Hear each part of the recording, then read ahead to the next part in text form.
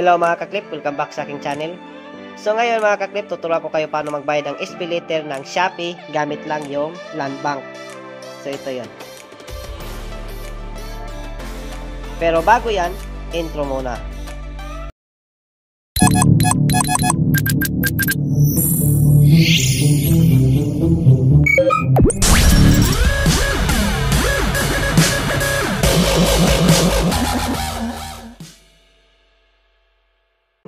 So, start na tayo mga kaklip.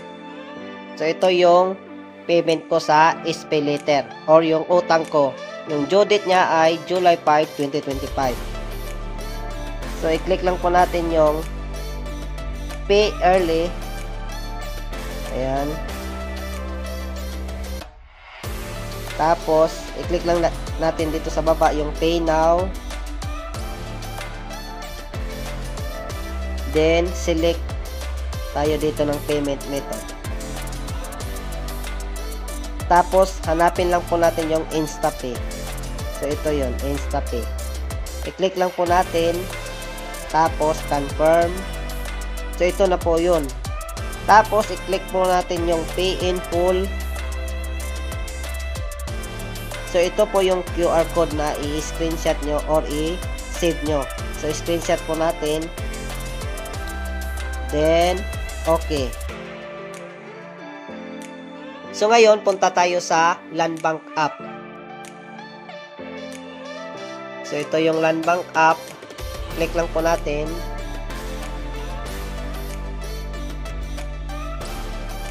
Open lang po natin yung Land Bank app.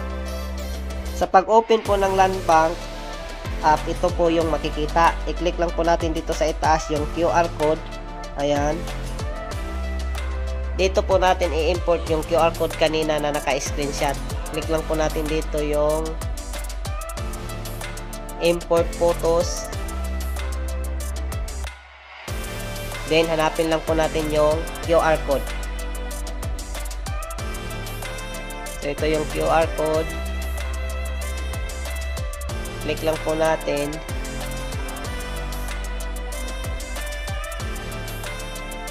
Then, click Pay Now. Ito yung payment kanina sa SPayLater. Click lang po natin yung Pay Now. Then, confirm. So, ayan. Confirm.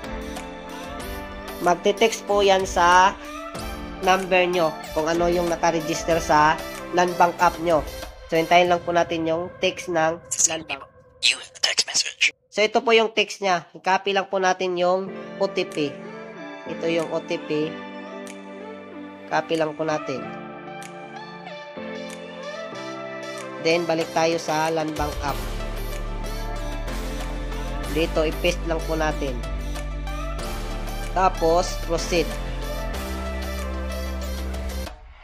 So, ayan, proceed. Then, click natin yung done sa baba. So, ayan.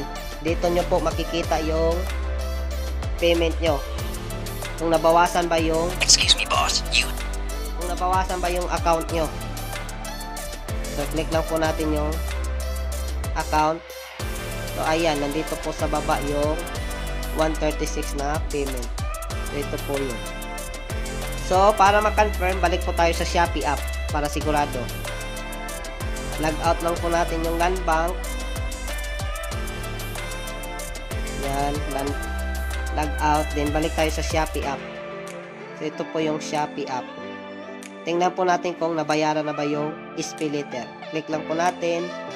Then, view my SPayLater. Click lang po natin yan.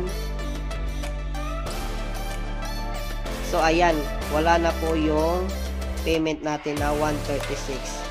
So, ayan, zero balance na po siya. Para ma-confirm, click lang po yung My Bill. Click natin yung as of June. Yan. So, dito makikita yung 136. Ito po yun, guys. Yan.